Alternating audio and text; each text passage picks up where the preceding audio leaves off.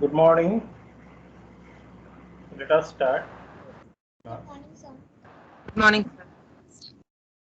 So there is one correction. The slide is presenting now to all of you. You can see that actually on Wednesday, September 8th, there will be a workshop on Sparks workshop, which will cover some of the topics part of this course. We encourage you to join. It's a day-long program, and Professor Amit Ghosh will give you the schedule once the schedule is finalized to all of you. And that's why there will be no class, because I also have a talk in that particular workshop on therefore we are shifting our class test from 8th of September to 10th of September, Friday. Okay. So I am taking a small poll. Let me know that by liking this statement. I have class till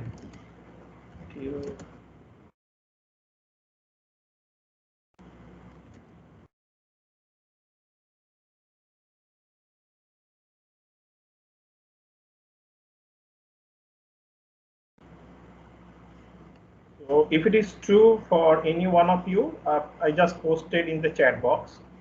Since our class test will be from 9 a.m. to 10 a.m., that's why I'm interested to know that how many of you have a class on Friday up to 9 a.m.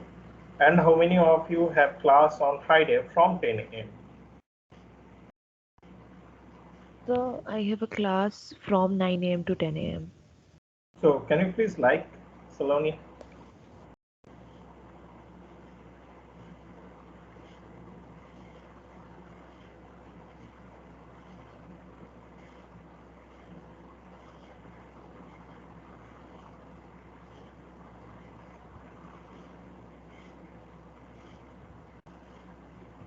Okay, I can see 4 of you have class from till 9 a.m. and one has a class 2 who has a class from 10 a.m.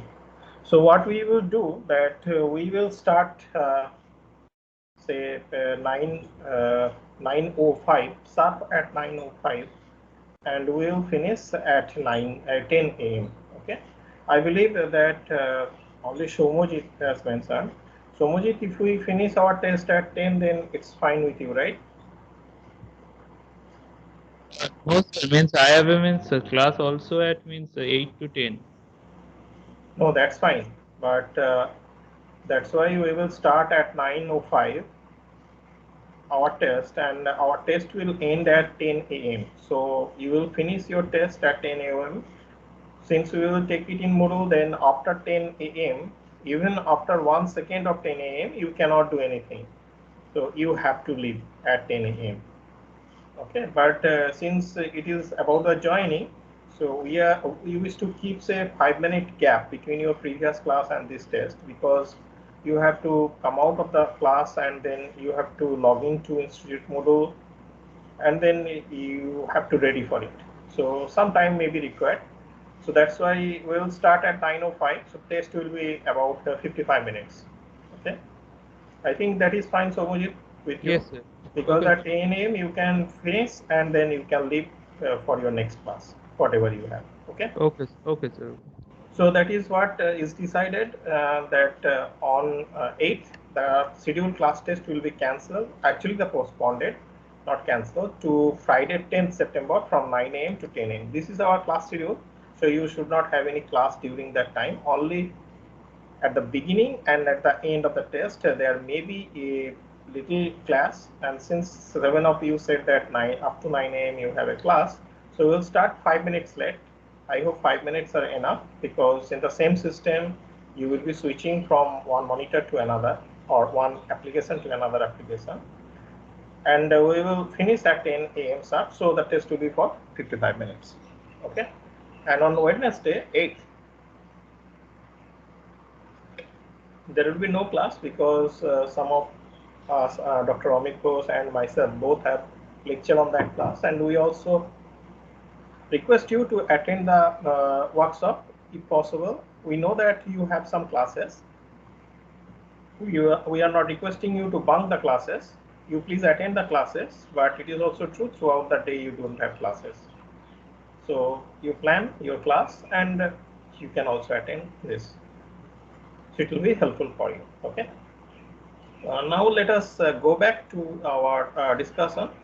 So before I start today's lecture, so do you have any question from the previous class?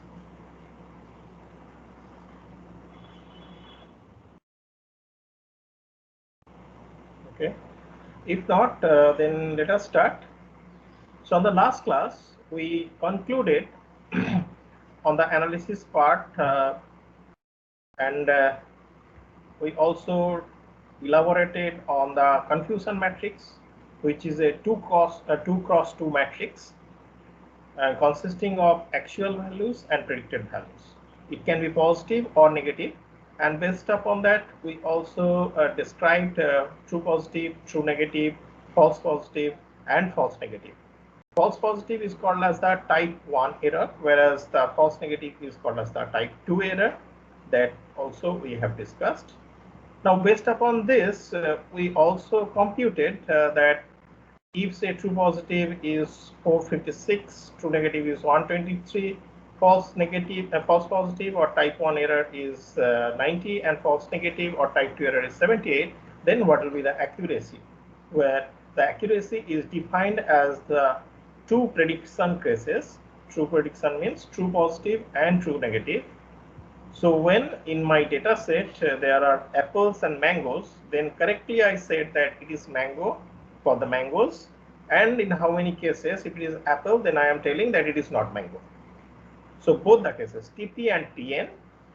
So correct predictions is the numerator, and when it is normalized by the number of instances, then I am getting accuracy. And for this particular data set, we computed it 77.51%. And also mentioned that what might go wrong. In that, I mentioned that predicting protein phosphorylation site.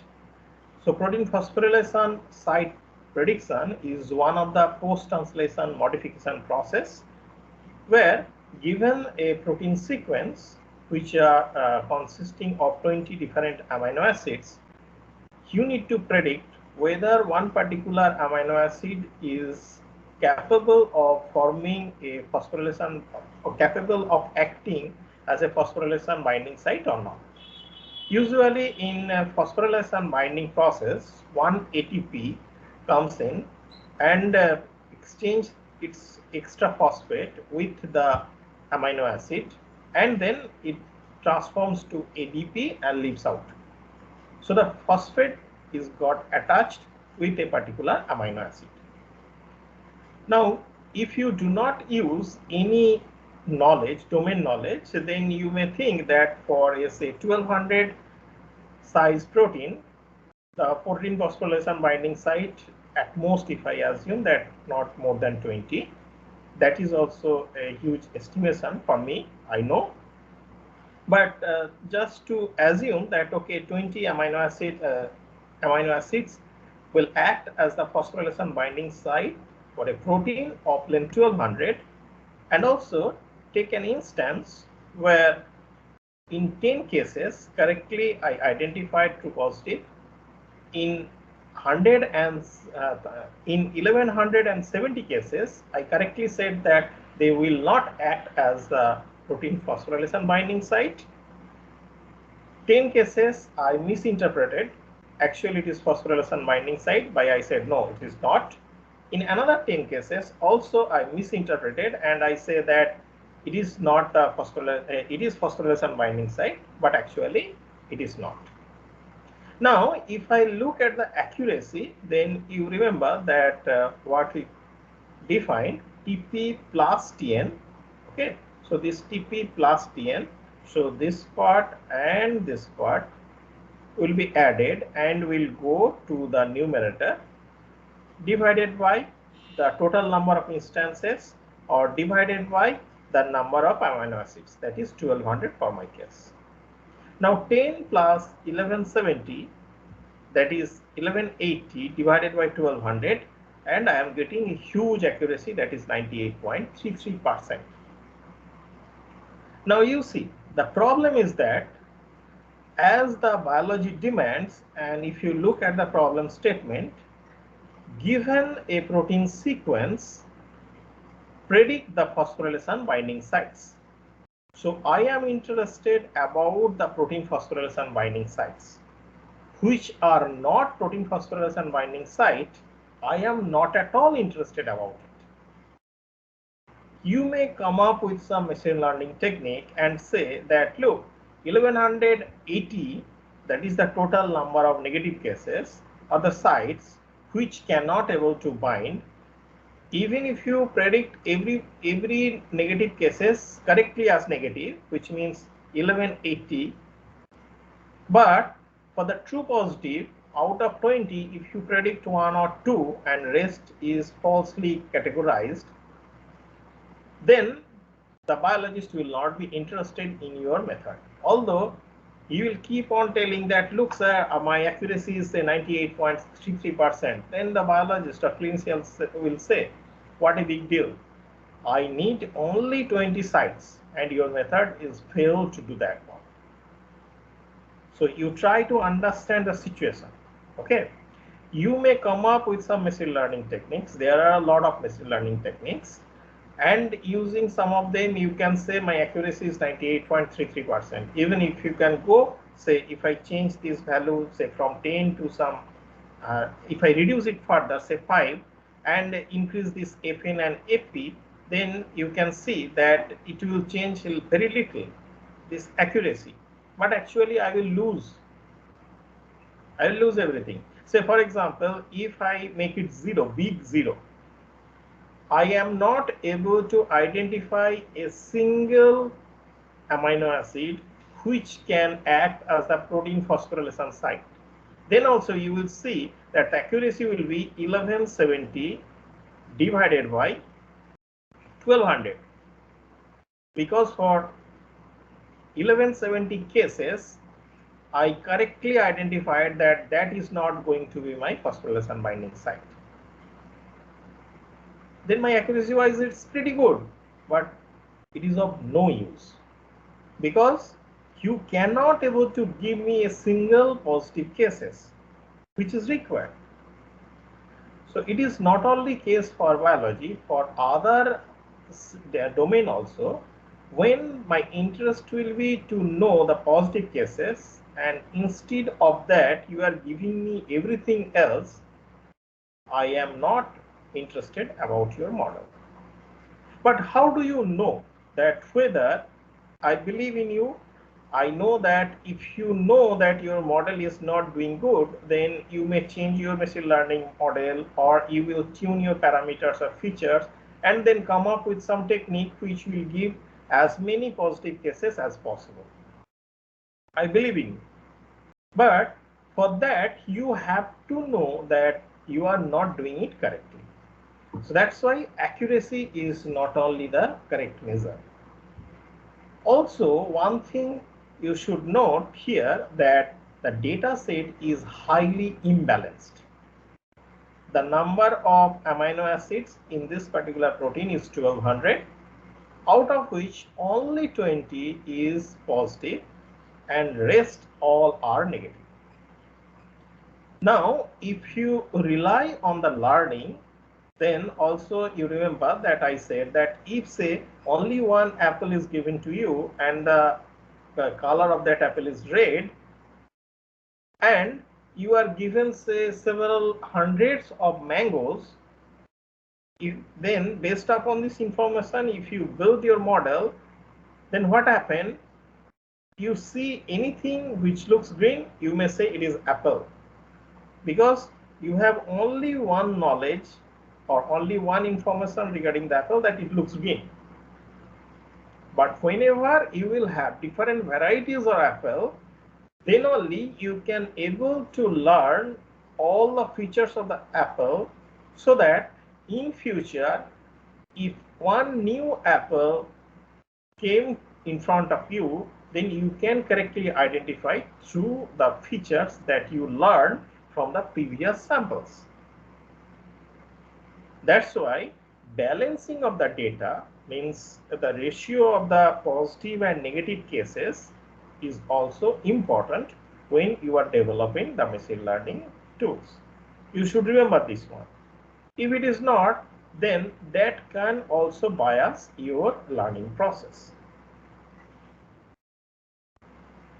Nevertheless, the evaluation metrics we are also including or extending to precision, which is also called as a specificity, recall, which is also called as the sensitivity, F measure, sometimes it is called as the F1 score, MCC or Matthews correlation coefficient, AUC, area under the curve.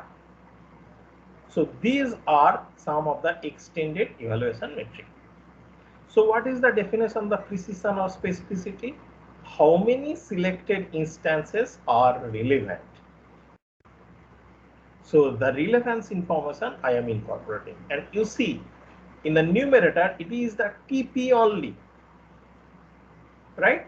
Now if I go back and show you this confusion matrix, if the TP is 0, I mentioned at the end that even if it is a big 0, but because true negative is 1170 and accuracy is the sum of true positive plus true negative, so the accuracy will be very high, although true positive is 0.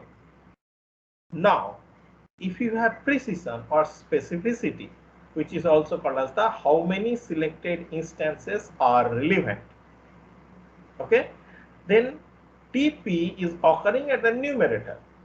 If your TP is a big 0, then it doesn't matter what is in the denominator, you are going to get 0. Then you will understand, okay, so my model is not doing good. I have to change my model or say features or data set.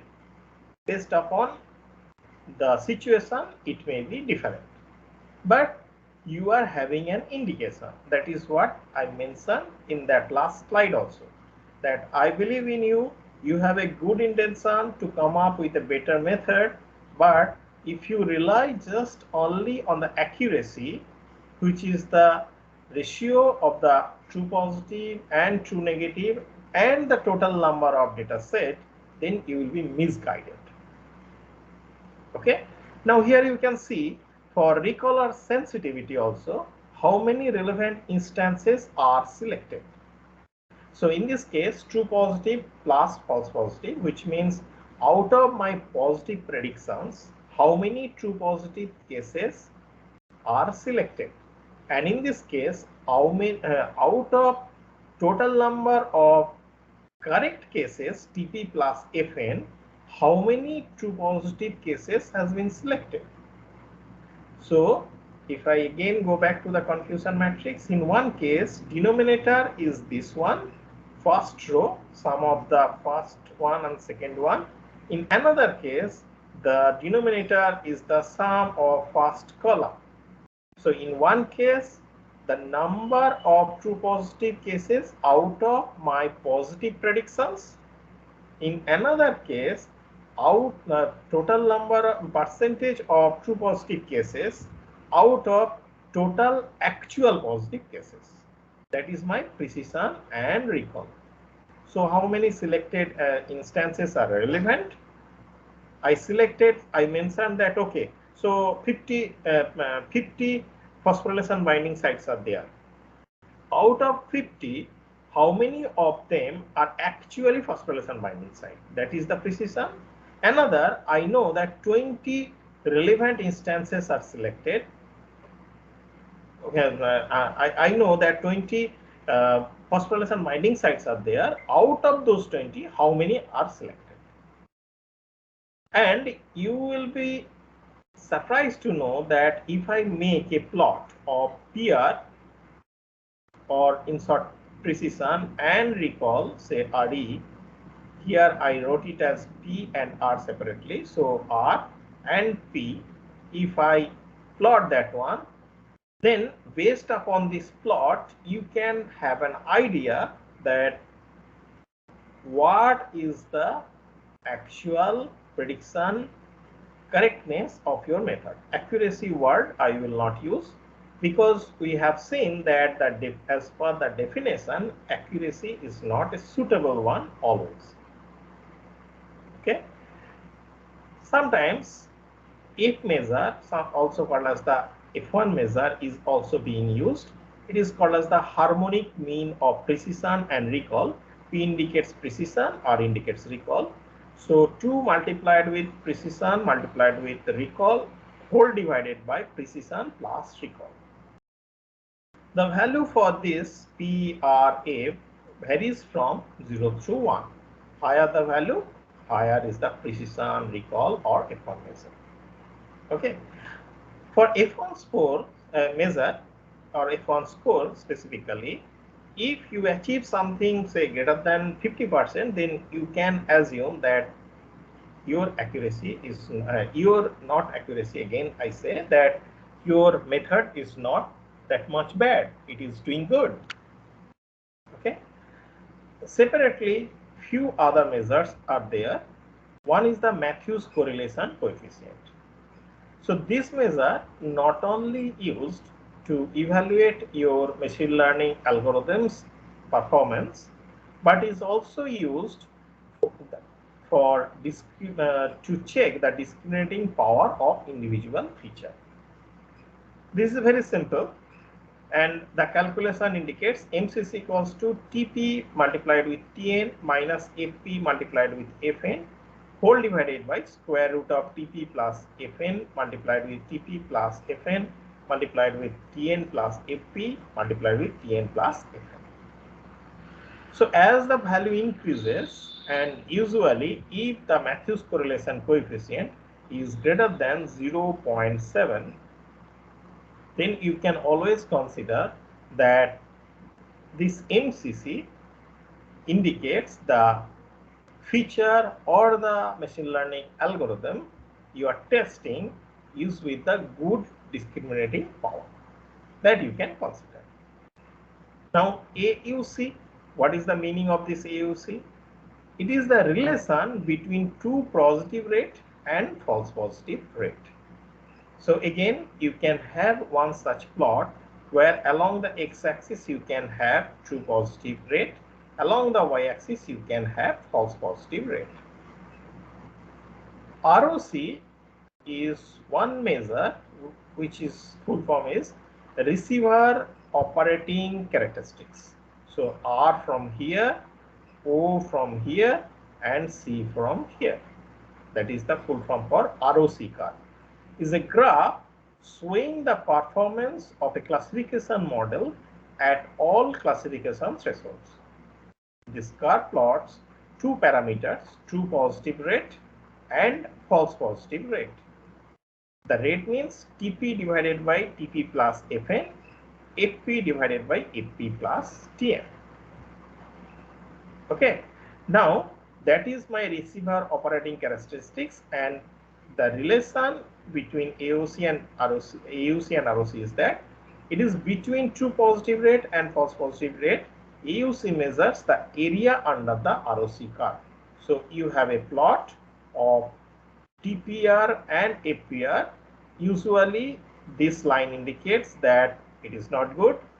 The ROC plot sometimes look like this, and you measure the area under this curve. Okay, but for this one, this AUC computation, you need not have to explicitly write in function. There are a lot of features in Python program also that will be discussed next month.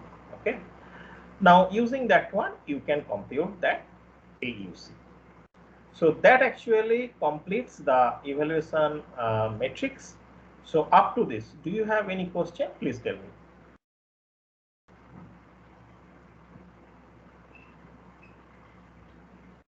Sir, please repeat the ROC.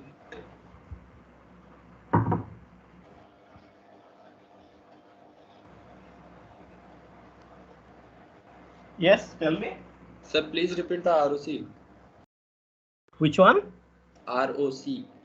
Oh, ROC. Okay, okay. So in this ROC curve, actually, so if you make a plot of true positive rate and false positive rate, so how to make a plot, that you got it from here.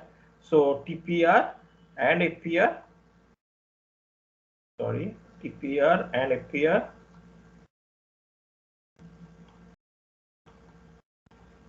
I'm sorry.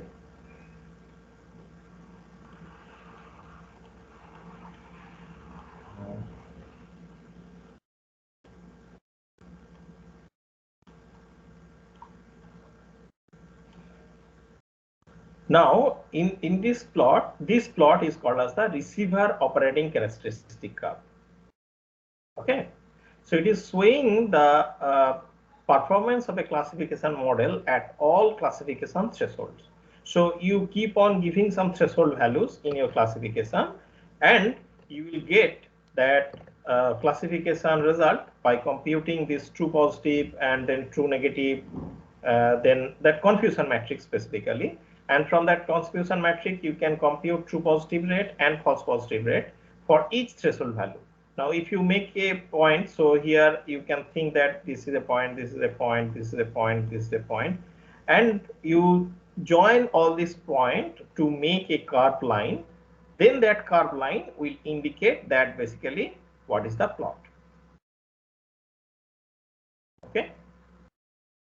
Yes. So this classification threshold means what? The classification threshold means, you remember that it will output one probability value. So it's a simple thing. When say I am doing some regression analysis, linear regression, or say when say I am going for two-way classification technique. So I am going to that.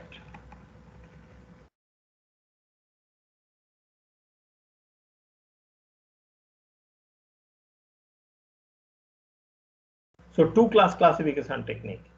Here you remember I explained that the input will be a list of probability value or the feature value, and the output will be another probability value. Now the probability varies from 0 to 1, and you decide that okay, let us have 0.5 as my probability value. If it is less than 0.5, then what is the then it is say low. If it is above 0.5, then that is my high. That way, if you keep on changing that probability value, because of that change, your accuracy will keep on changing. And I should not say again accuracy, the true positive rate and false positive rate will keep on changing, right? Yes. So those, for each selection of that threshold value, you keep on having one such true positive rate and false positive rate, and that true positive rate and false positive rate I am making, using that one I am making the plot. Okay. So we are done here. Now this is our confusion matrix, and the first example. Can you please work out this accuracy, precision, recall, MCC, and F-score? You can note down this TP, FP, FN, and TN. Then I can go back to that equation slide, because I know you may not remember this currently, but later you have to remember that. Please note it down. I will go back to that particular slide.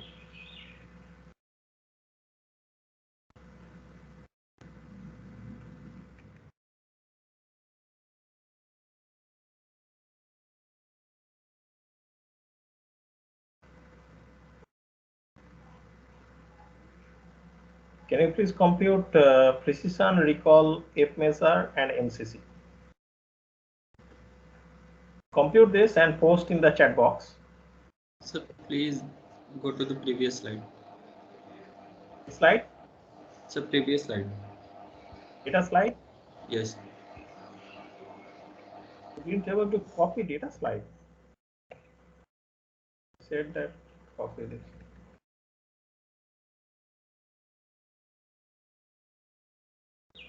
Yes, this one.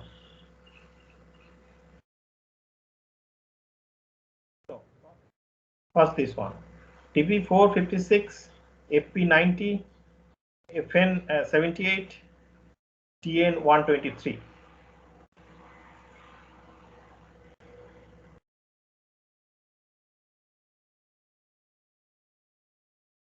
Okay. Yes, sir. Okay. Now I am going back to equation for you.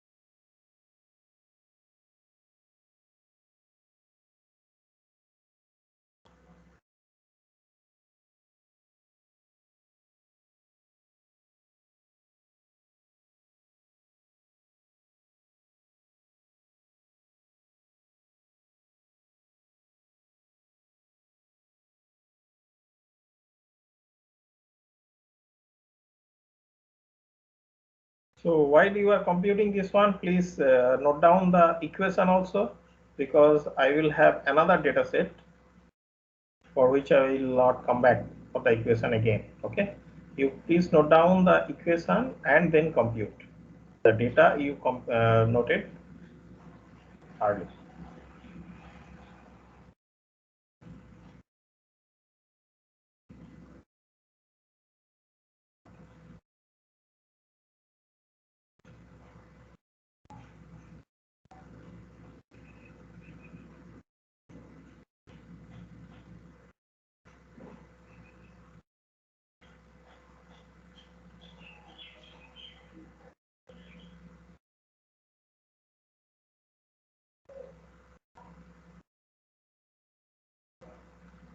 Okay, Saloni, thank you, but do not put hyphen. Either give colon or equals to, because that may interpret as negative. All right, sir. I'll take care. There is a so Saloni and Devabroto is differing on. Oh no, recall. Okay, Devabroto computed recall. Then it's fine. Yes. Then MCC.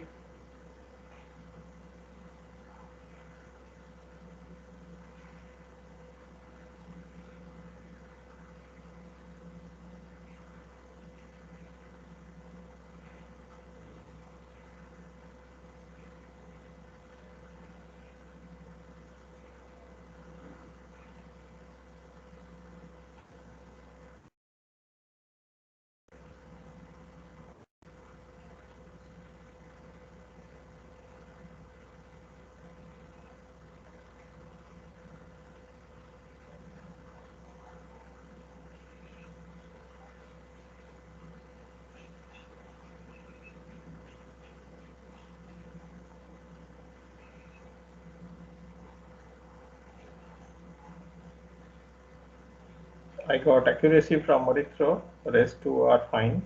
So matching with Devabroto and Saloni, 77.51. Still waiting for MCC.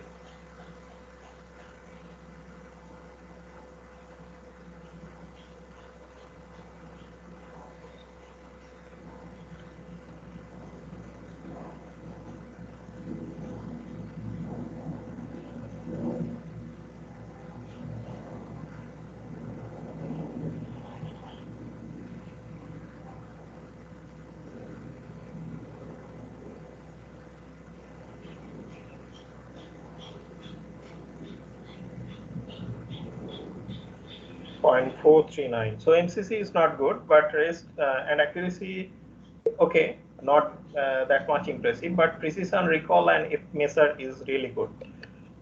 So rest, please compute, and I have one more data for you. So equation, I believe you noted. Now you please compute. So it is the same data that I used for the illustration purposes. So Ansuman, MCC is your negative or positive? Sir, positive actually. Equal. That is equal sign actually. Okay, yeah. So because for the rest you mentioned equals to. Yeah. So can you somebody compute the accuracy for me? Because I also have a doubt with the accuracy 77.51. What Orithro has computed. Just now I got 98.33 for Suryam.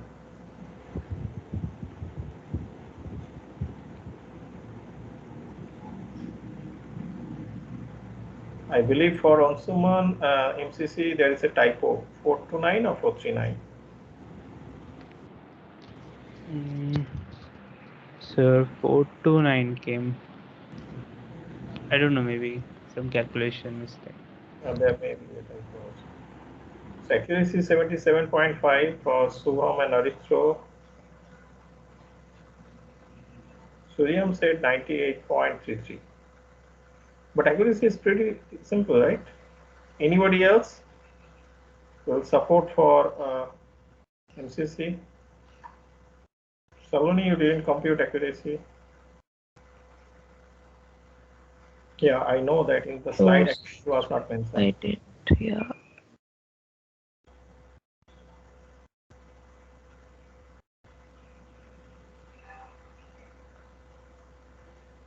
Oh, Suryam said that 98.33 is for the second one. Okay, okay, got it. So for the first case, it is 77.5.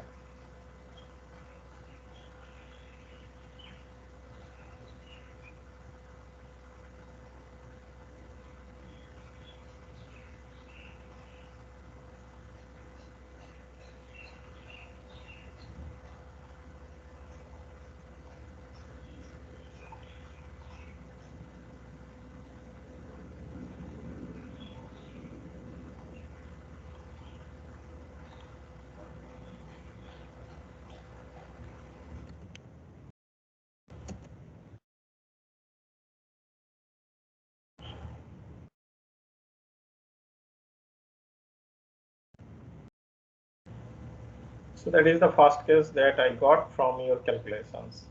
I didn't calculate it by myself, so do not blame to me.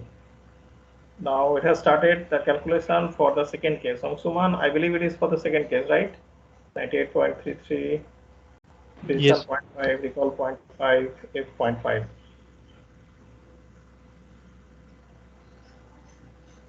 MCC 0.49.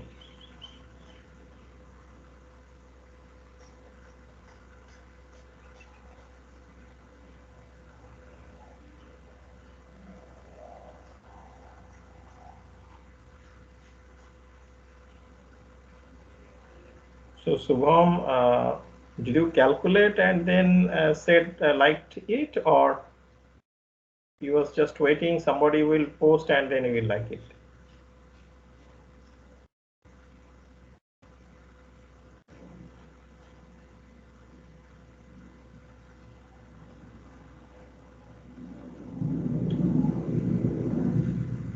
Okay, thank you. You calculated, you said.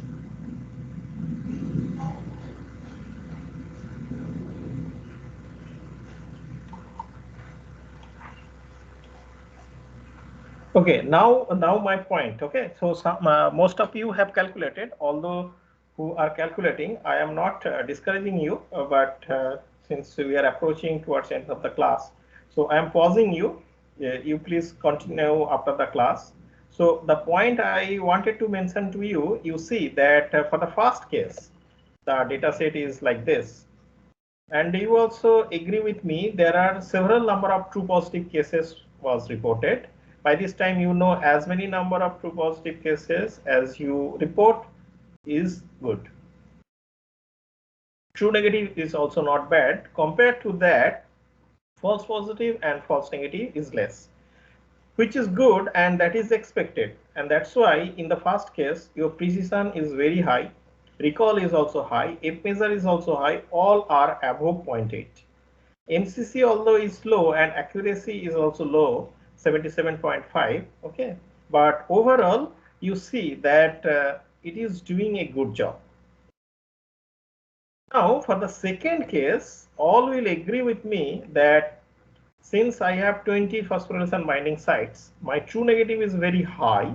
True positive is only reporting that 50% of the correct cases, and which is also reflected by your calculation itself. You see your p-value is only 0.5, R same 0.5, F measure is 0.5, MCC is comparable with the previous one. So from MCC point of view, you cannot able to discriminate that which model is doing good for that data set and this data set.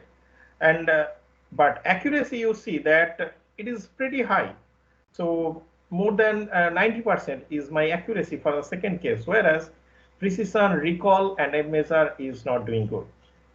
And that is why I asked you to compute. By computing this by yourself, you can able to understand that when you are, say, developing some machine learning algorithm or doing some data analysis through some machine learning tool, then which measure to look at, and also which measure to look at, and also how to infer or interpret that one. Okay.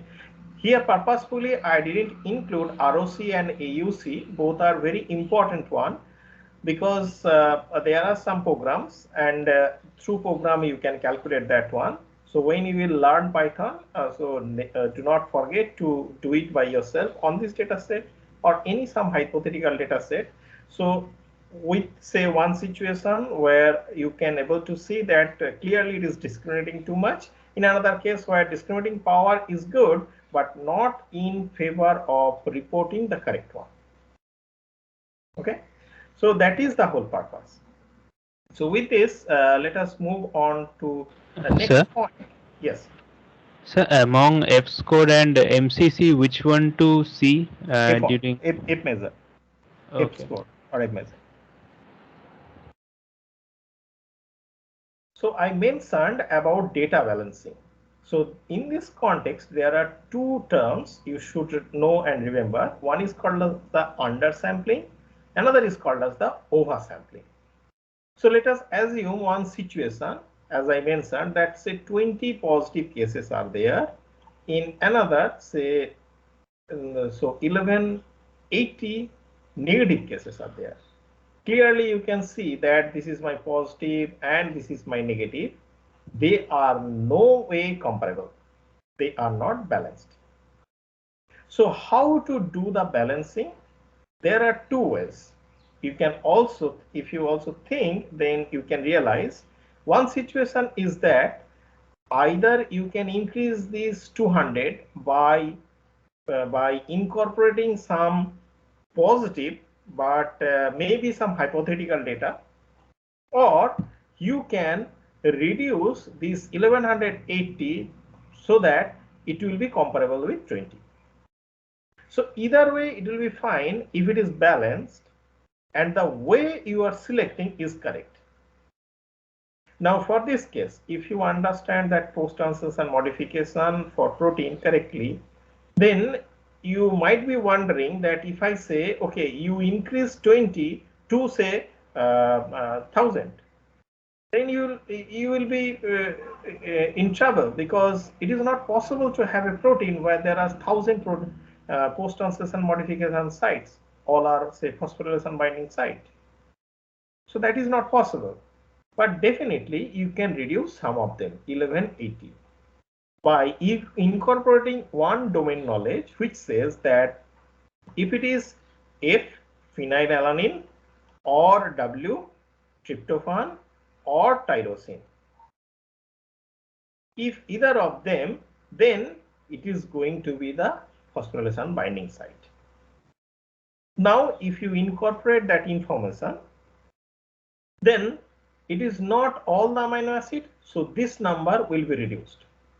I am not telling that it will be reduced to say 20, but definitely it will be reduced, say, about, say, 200 at most. That is my understanding. Okay. Now the point is, sorry, it is not F. Sorry, this is serine. I'm sorry.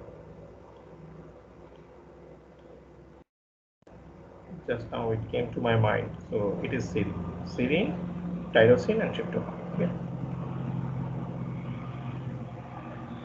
Now it will be reduced to 200. Okay. Now with this 200 also I can work, but again I can go for further reduction. Now when I will go for further reduction, then that further reduction will be requiring to use some technique. If not, randomly you pick some 30 out of that. So undersampling says that it balances the data set by reducing the size of the abundant class. This method is used when quantifying of data is sufficient. By keeping all samples in the rare class and randomly selected an equal number of samples in the abundant class, a balanced new data set can be retrieved for further modeling. Very simple, right? Because it is undersampling, you are reducing the data set. So while reducing, randomly you are picking something. I know when randomly you are picking, you may lose some information, but that way you are making some balance also with the data set. Okay. Another situation is oversampling. So in this case, so rare category class is less. That's why you are keeping all of them. And in case of oversampling, it is used when the quantity of data is insufficient. It tries to balance data set by increasing the size of rare samples. But when you are trying to increase the size of the rare sample, you should not blindly depend upon the techniques used for oversampling. You should apply your domain knowledge and check whether what you are doing is correct or not. As I mentioned, say 1180 negative cases are there for phosphorylation binding site compared to 20 phosphorylation actual binding sites. Now, if you do oversampling, in this case it mentions that rather than getting rid of abundant samples, new rare samples are generated by using repetition, bootstrapping, or SMART technique. So these are the techniques when we will use some of them for enhancing our data set or doing oversampling. We'll discuss in detail. Now, when we will generate that one, say for that phosphorylation binding site, instead of 20, if I generate 1000 such cases, then if you apply your domain knowledge, you see that 1000 phosphorylation binding sites is impossible for a protein. But if you do not use that domain knowledge from machine learning point of view, it's perfect. So you should use your domain knowledge, and that is what is my point also. Do not use these techniques blindly. Do not use this technique blindly. Just a minute. Hello. Yeah, I'm in class. Can you call back later? Oh, sorry, sir. Yes, sorry, sir. Okay.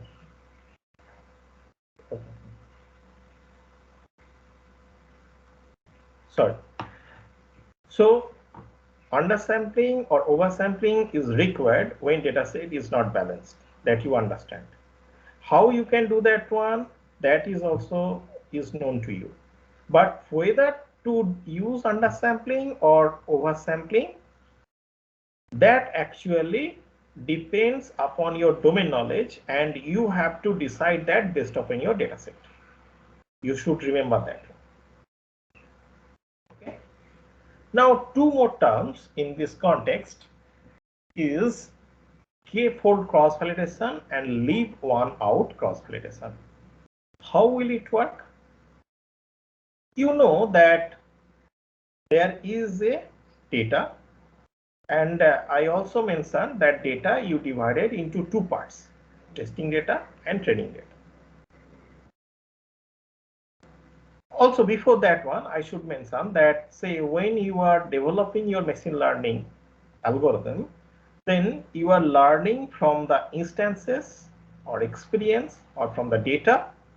You are building the model, you are storing that model, and when you are storing that model, and when a new case will arrive, based upon your knowledge, you are trying to decipher or predict that in which class or in which category it belongs, or what will be the regression value for that new instance. Correct?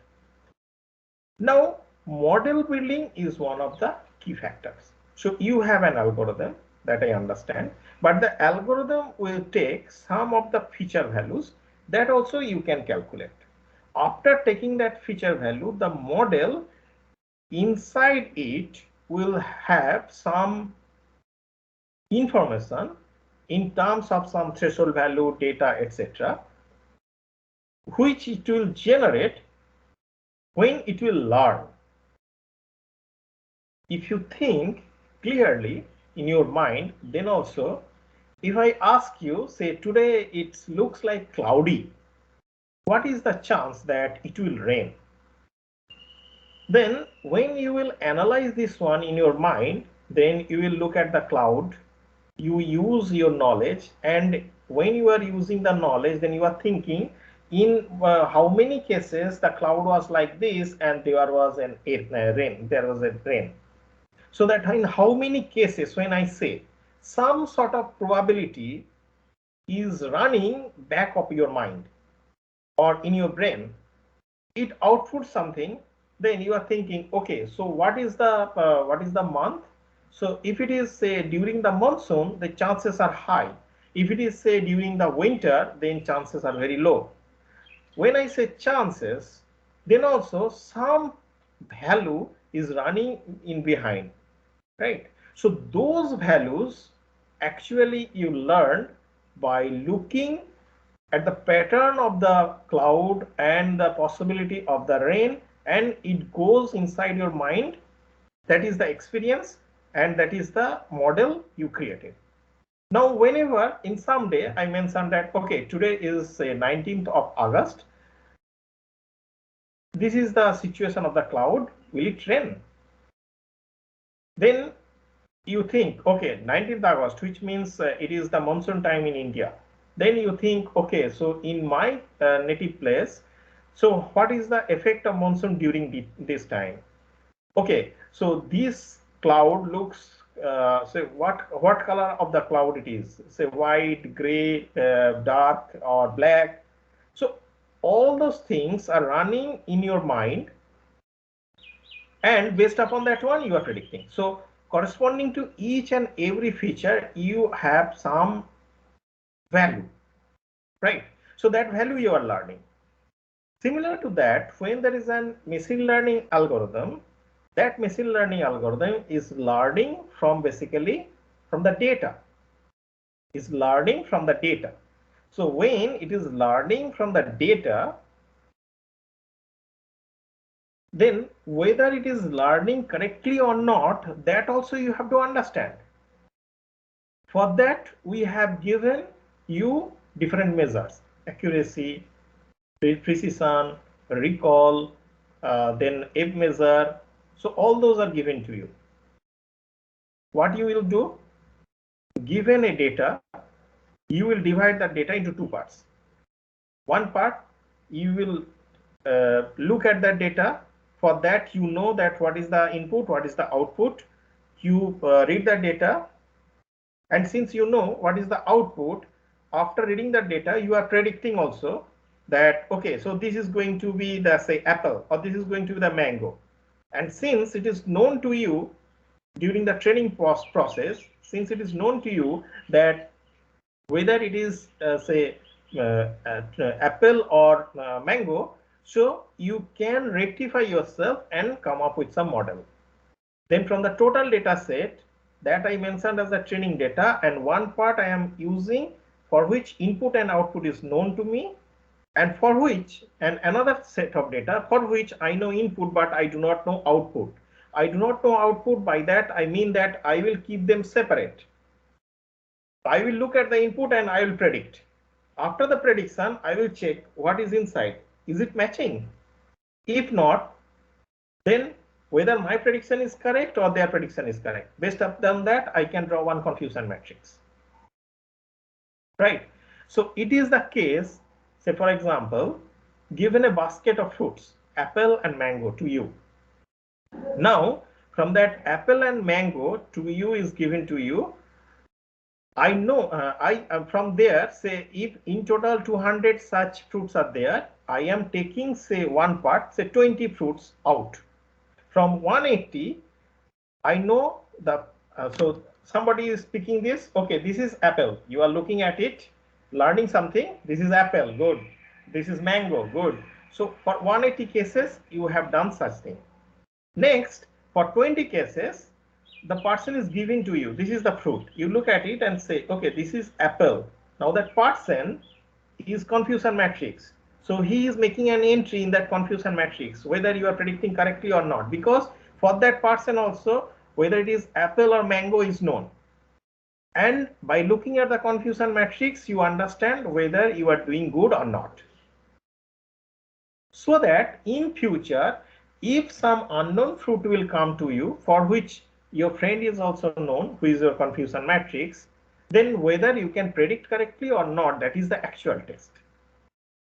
Now during this model building process, so the cross validation, so I am learning, I am taking, and your friend is telling this is apple, you are looking at it, learning, and then you know, okay, this is apple, you are keeping that aside. For another case, you are picking it, you are looking at it, and then you are telling this is apple, and your friend is going to tell you no, it is whether it is correct or not, that is entry in the confusion matrix. So the process when do, then that is called as the cross validation, and for that process the total instances will be divided into k parts. K minus 1 parts will be used for the training and 1 part will be used for the testing. You will get some accuracy. Based upon that one, you will keep on changing your features or parameters. Okay, and that learning rate you will keep on changing, and you will finally come up with some value. Okay, so in this case, this cross validation is also called as the hyperparameter, and k is the only single hyperparameter for k-fold cross validation. So randomly divide the dataset into k parts. Hello, sir. Yeah. Sir, means can you means continue from this point next class? Means in 12 there Yeah, is. I am finishing. I know that it is 12, so I am finishing this slide. So for next class we'll continue. We'll start from here and we'll continue. Okay. So randomly divide the data set into k parts. Consider k minus 1 folds for training and rest for testing. Iterate the process several times to cover training and testing widely. Okay. So that is what is k-fold cross validation. One more cross validation is there. We'll continue to the next class. So tomorrow we don't have any class because tomorrow is the holiday. Okay. So our next class will be on next Wednesday as per schedule. Okay. Now, do you have any question?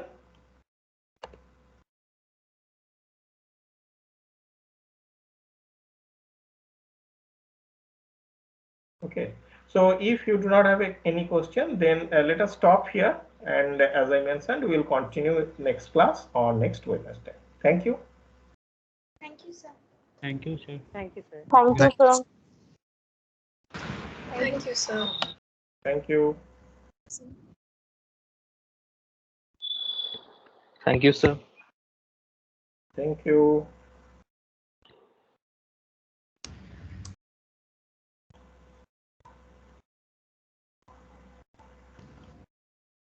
So, why do we do cross validation when we can evaluate our model using the validation set? No, definitely you can use the validation data set, but you know that say when you are when you are developing your model. Okay, now when you are developing your model, then you are given a training set and another testing set, right? Yes, sir. Now if you train using your training set and then test on the test set, then you will get one final accuracy value. You will know you will not have any chance to modify, isn't it? Yes. So that's why what I am suggesting from the training set during, so that I am telling as the training process. In the training process, you are supposed to use the training set. From that training set, I am further dividing it into 2 parts.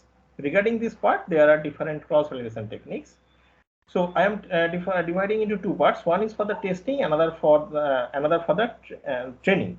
I am training and testing, and since for this training data set I know input and output both, so I can also able to figure out what is the outcome of this this prediction method. If it is not good, then I will look at other features like MCC or precision and recall and try to change my parameters or other hyperparameters like learning rate or say learning rate, or I can go for principal component analysis.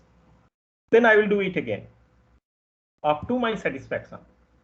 When it is done, then what is my validation set? On that I will go and validate. That is my agenda. Okay. Sir? Yes. Sir, sir, how from p-value it counts significant protein? In research paper I just saw. So can you give, or later class we will discuss? Which value? E value? Sir, p from p-value, which protein is significant P means or precision. not? P means precision you are talking about. Yes, sir. Yeah, so for precision, you see that it says that TP divided by number of positive cases. So out of say 20, so you also calculated, right? So I mentioned 20 positive cases are there and TP is 10. So out of 20 positive cases, correctly, you are picking only 10 cases. That is 50%. That's why you also computed, you see that P value is 0.5. Okay, yes, sir. So that is the point. Now, if you compute the accuracy, you will see that it is with the very high accuracy.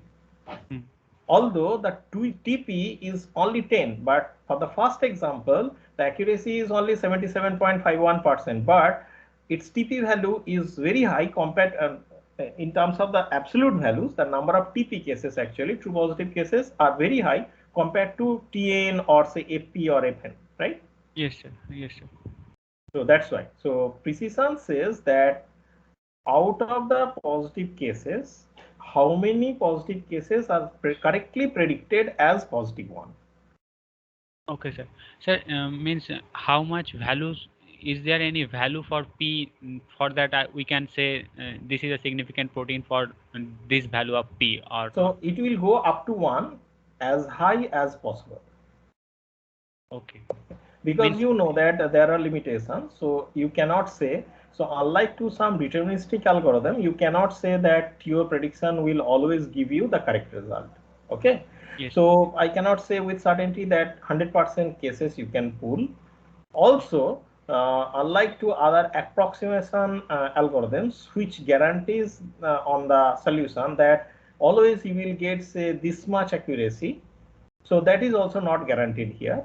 So based upon, as you see that machine learning technique is mostly rely on the data set. So if the data set for the training changes, then your model will change accordingly, your accuracy and other metrics, evaluation metrics will change during the prediction system. Okay, so yes. That's why I cannot for sure say that what is my precision or recall, but I can say that if it goes, if it increases, then it is very good. In some situation, you will hardly able to get say 0.3 or 0.4 precision. Sometimes we have to manage because we are not going beyond that one. If there are some limitations and it is not possible, we will manage.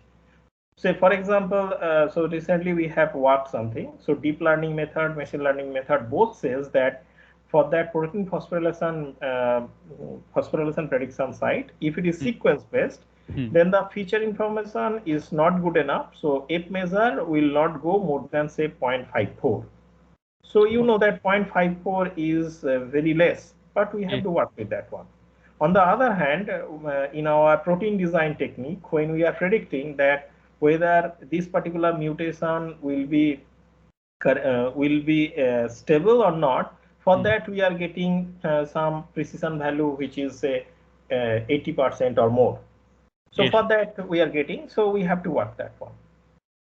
Okay. Okay. So we will go for as much. So we will go for processing it. So higher is better. That much I can tell you. Yes, sir. So it's completely depend on the data set which we Yes. have. Yes. Yes. Okay, sir. Sir, you also please discuss the PCA component. I just saw some paper. So if you said in first class, if we time permits, we discuss the PCA. Yeah, so actually the point here is that where to trade off, because you know that machine learning to some extent knowledge of machine learning is required, because we see that the class is diverse in nature. Not all of you have the machine learning knowledge. So Yes. that's why I started to cover the basics, but initially we thought that 2 hours is enough. Now up to today it is 4 hours. Barely I can manage this introduction part, and it is opening new avenues for those. And if I go to that, then it will be another class of machine learning. So my plan is not like that. So what I will be doing after this onwards, that we will discuss only that analysis in the class, that machine learning analysis in the class, which is relevant to some problem. Okay, so we will pick some problems. So we will start from the next class. We will start that cancer subclassification problem.